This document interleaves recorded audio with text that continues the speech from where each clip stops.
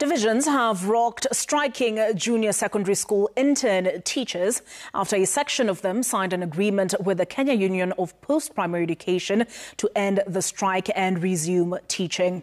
But a splinter group has this evening dismissed the so-called return-to-work deal, insisting that the strike is on and such a deal can only be signed if they engage their employer, and that is the Teachers Service Commission.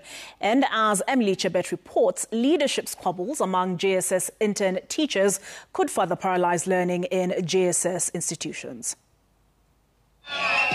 There has been little or no learning in public junior secondary schools since the beginning of the second term after JSS intern teachers went on strike.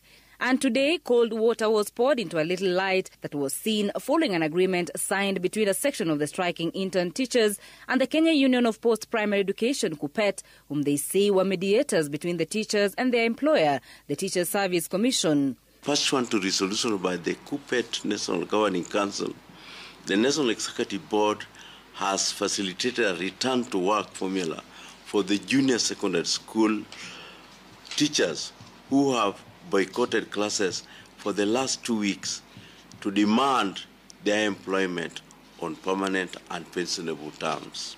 I want to urge everybody that we go back to class as we give room for further mediation, and the national team, we are up to it.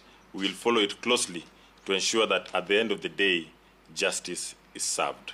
In the agreement, KUPPET's National Governing Council said they agreed with the Teachers Service Commission to withdraw all show cause letters that had been issued to some of the striking intern teachers.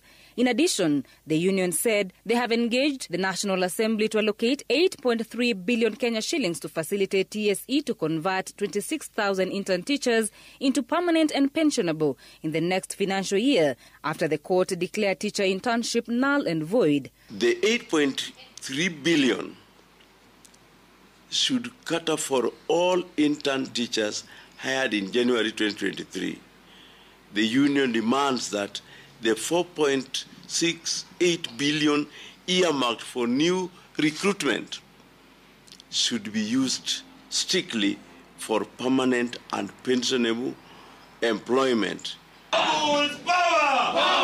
But this evening, a section of JSS intern teachers dismissed the deal between KUPPET and some of the intern teachers, maintaining that the strike is on and that any agreement must be directly between them and their employer TSE.